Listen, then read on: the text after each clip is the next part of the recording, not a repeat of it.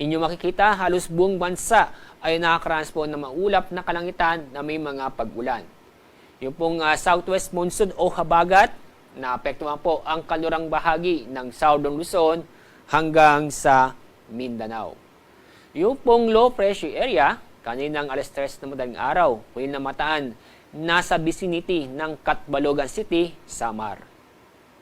Itong low pressure area ay nanatiling mababa ang tsansa na maging bagyo.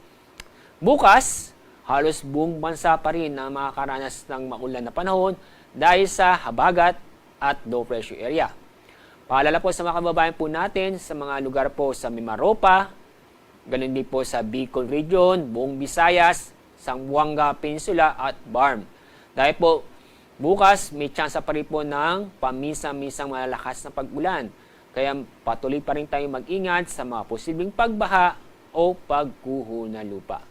Ang araw ay inaasahan po nating halos buong bansa ay makakaranas ng maulan na panahon dahil sa habagat at low pressure area.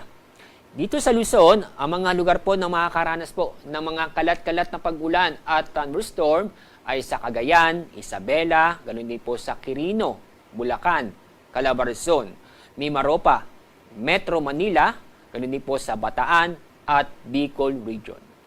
Kaya paalala po sa mga kababayan po natin na mag-ingat po tayo sa mga posibleng pagbaha o pagguho na lupa. Dahil po, minakita po kami na may tsansa ng mga paminsan-minsang malalakas na pag-ulan.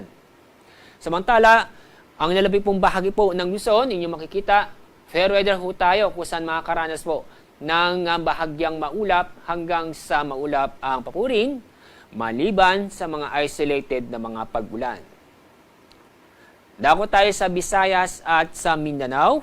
Itong buong Kabisayaan, Northern Mindanao, Zamboanga Peninsula, ganoon din po sa Barm at Caraga ay makakaranas din po ng maulap na kalangitan na may mga kalat-kalat na pag-ulan at thunderstorm. Kaya paalala po sa mga kababayan po natin na patuloy pa rin tayong mag-ingat dahil may banta pa rin po ng pagbaha o pagguho na lupa dahil sa may pamisa-misang malalakas na pag-ulan.